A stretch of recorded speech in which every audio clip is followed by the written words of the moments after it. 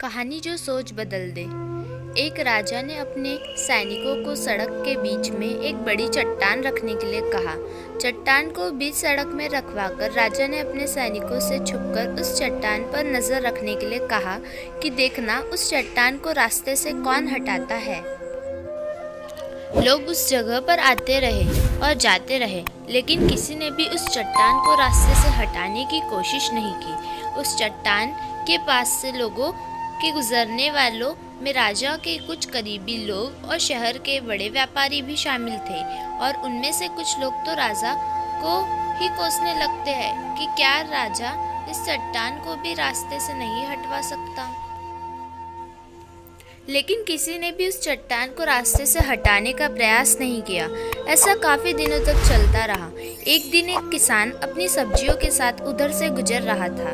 उसने चट्टान को रास्ते में पड़े देखा और सोचा कि सबको इस चट्टान की वजह से कितनी तकलीफ हो रही है।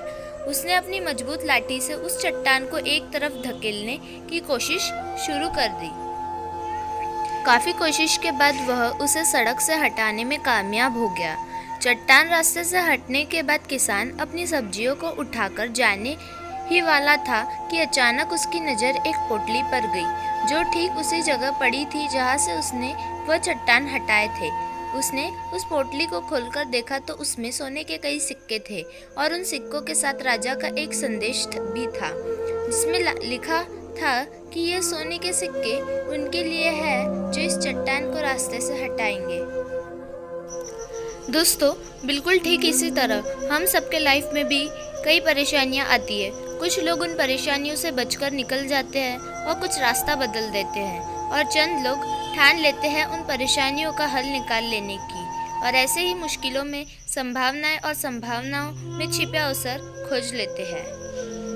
तो दोस्तों, इस कहानी की सीख, मॉरल ऑफ द स्टोरी यह है, मजबूत इरादे और नेक दिल के साथ किए गई कोशिशों के परिणाम हमेशा ही अच्छे आते हैं। इसलिए जीवन के परेशानियों से घबराओ मत, बल्कि उन परेशानियों को हल करने की कोशिश करते हुए जीवन सफर में आगे बढ़ते रहो।